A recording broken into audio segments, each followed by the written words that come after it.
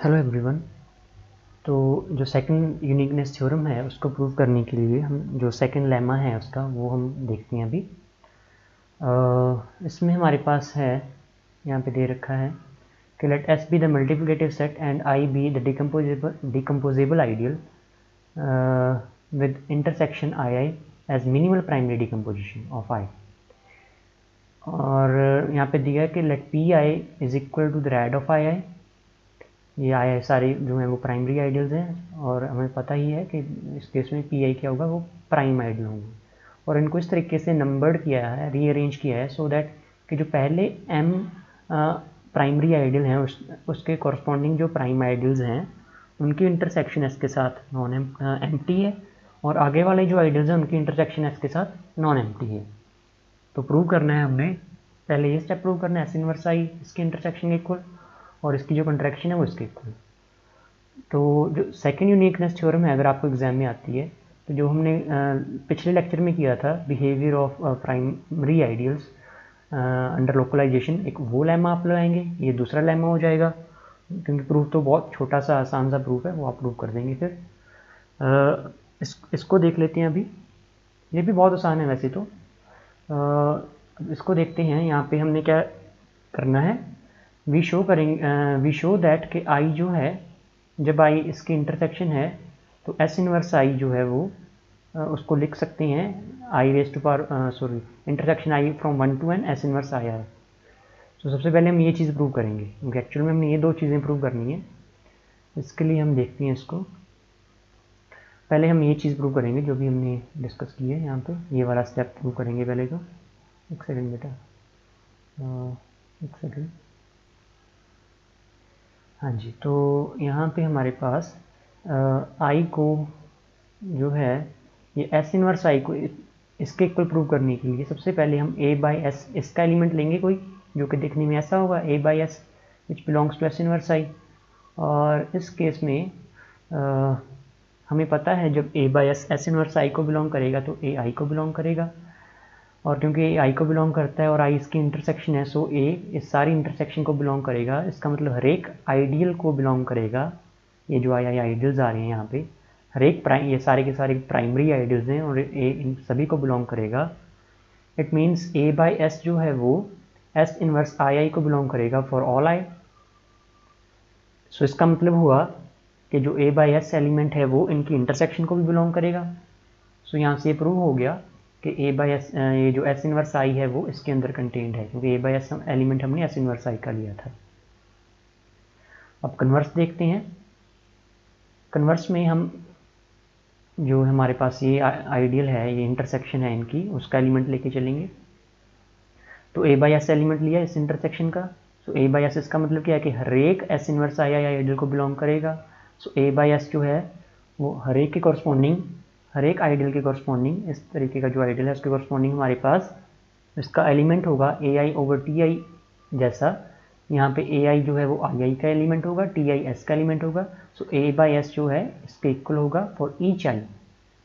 So for each I there exist S I belongs to S, so that ये हमारे पास relation आएगा equivalence, क्योंकि इक्वलेंस रिलेशन ऐसे डिफाइन होता है। तो हमारे पास ये आगे आइडेंटिटी आ जाएगी। और क्योंकि ए आई जो है वो आई आई का एलिमेंट है, सो दिस मीन्स ये जो राइट हैंड साइड है वो आई आई को बिलोंग करेगी, हर एक आई आई को बिलोंग करेगी। सो दिस मीन्स ये जो लेफ्ट हैंड साइड है, यहाँ पे लिखा भी हुआ है कि लेफ्ट हैंड साइड जो है वो भी आई आई को बिलोंग करेगी। यहाँ पे देख सकते हैं ये एक्चुअल में यहाँ पे आई आई आएगा। सो दिस मीन्स ये भी जो है लेफ्ट हैंड साइड वो भी हर एक आइडियल को बिलोंग करेगी। अब नेक्स्ट स्टेप आप देखिए थोड़ा ध्यान से, इसका मतलब क्या है, इसका मतलब S1 यहाँ पे देखिए एस आई टी आई ए है ना, वो आई आई को बिलोंग करता है, जिसमें S1 T1 A I one को बिलोंग करेगा, S2 T2 A I two को बिलोंग करेगा एंड सो ऑन।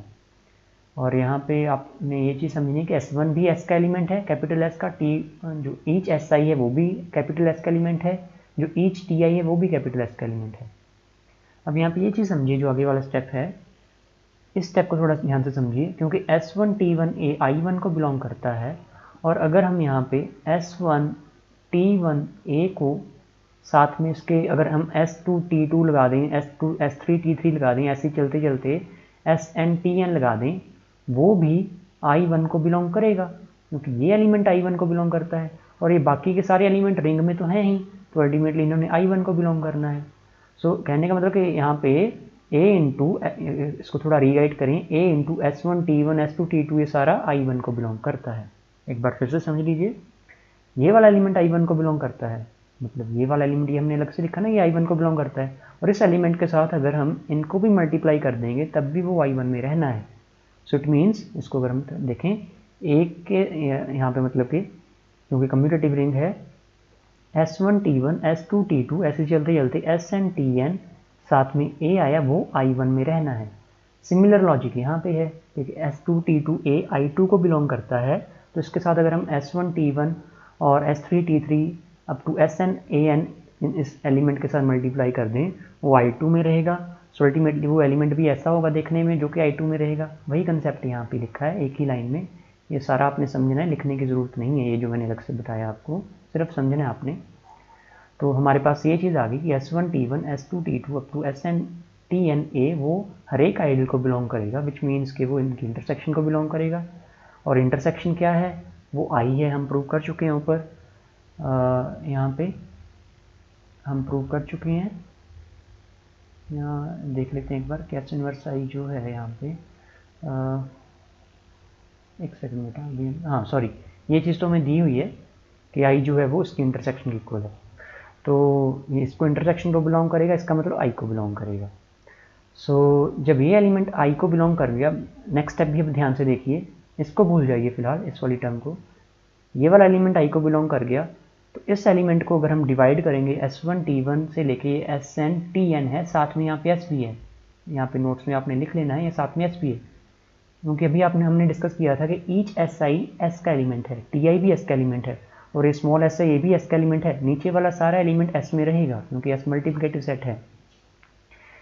ये ऊपर वाला एलिमेंट I में है, नीचे वाला एलिमेंट S में है, तो दिस मीन J ओवर ये जो पूरा एलिमेंट है ये वाला, ये एलिमेंट S इनवर्स I में होगा।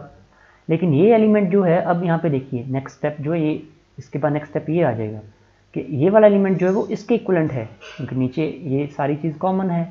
तो दिस मीन्स कि ये वाला जो एलिमेंट है वो A बाई एस के कॉमन के इक्वल है, क्योंकि बाकी जो चीज़ें यहाँ से लेके यहाँ तक स्टेप ये सारा कॉमन है, तो ये इक्वलेंस क्लास इस इक्वलेंस क्लास के इक्वल है।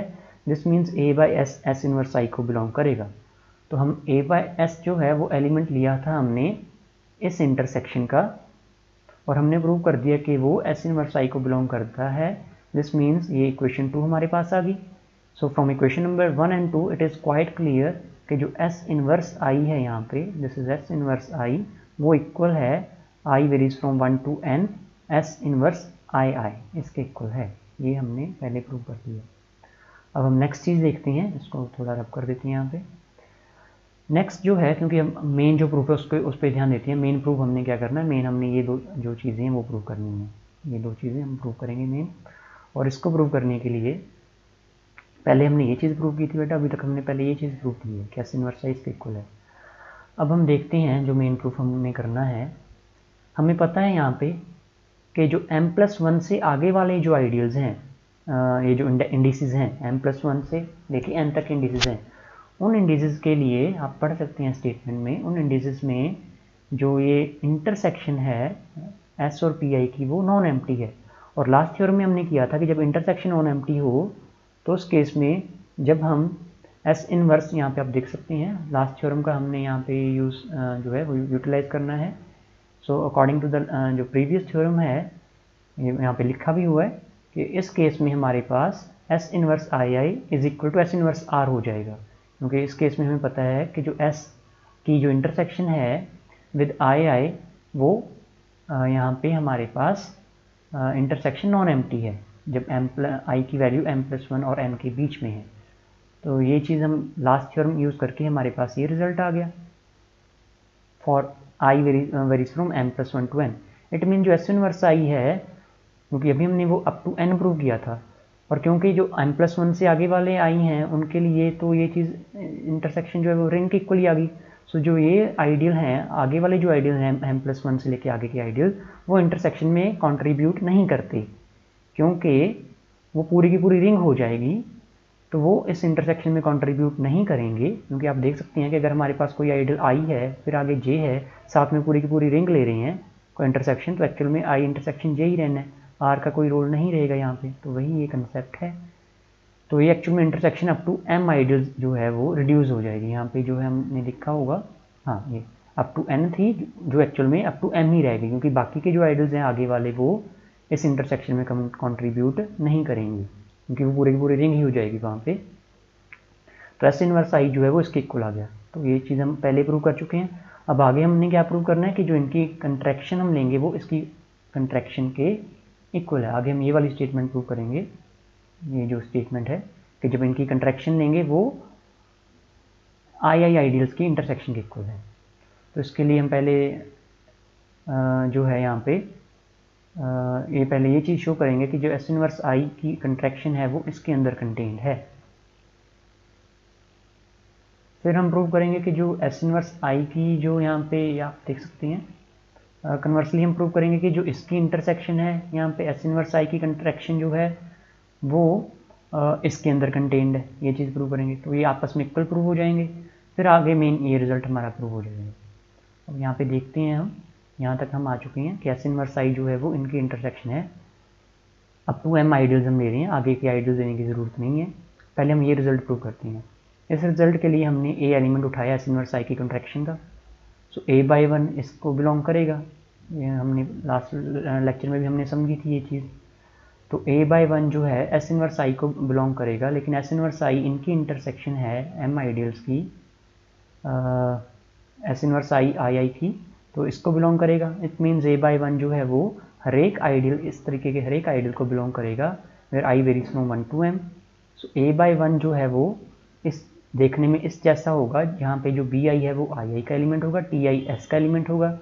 सो बाय इक्विवेलेंस रिलेशन हमारे पास जो है जैसे हम डिफाइन करते हैं तो ये वाला रिजल्ट आएगा, और इसमें हमारे पास फिर ये रिजल्ट आएगा क्योंकि बी आई जो है वो आई आई का एलिमेंट है। सो एस आई बी आई आई को बिलोंग करेगा। सो लेफ्ट हैंड साइड भी आई आई को बिलोंग कर जाएगी, और लेफ्ट हैंड साइड आई आई को बिलोंग करेगी। जैसे हमने पहले डिस्कस किया है उसी हिसाब से दोबारा एक्सप्लेन करने की इसको ज़रूरत नहीं है, आपको समझ आई गया होगा यहाँ पे कि सिमिलरली ये जो क्योंकि एस आई टी आई ए आई आई को बिलोंग करता है, इसके साथ अगर हम सभी एलिमेंट्स को मल्टीप्लाई कर दें यहाँ पे एस वन टी वन से लेके एस एम टी एम तक इनटू ए लें, वो भी आई आई को बिलोंग करेगा।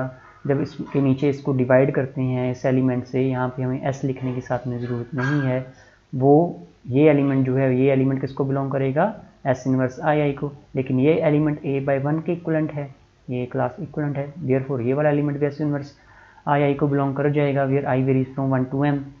और इट मीन्स ए जो है वो इसकी कंट्रैक्शन को बिलोंग कर जाएगा, एस इनवर्स आई की कंट्रैक्शन को यहाँ पे, for all I varies from 1 to m। जब कंट्रैक्शन को बिलोंग करता है तो इनकी इंटरसेक्शन को भी बिलोंग कर जाएगा। सो दिस मीन्स ये जो आइडियल है हम यहाँ पे लेके चले थे, यहाँ पे ये जो आइडियल है एस इनवर्स आई आई की कंट्रैक्शन वो इसके अंदर कंटेन्ड है, क्योंकि हम एलिमेंट इसका लेके चले थे और हमने प्रूव कर दिया कि ए जो है वो इसको बिलोंग करता है।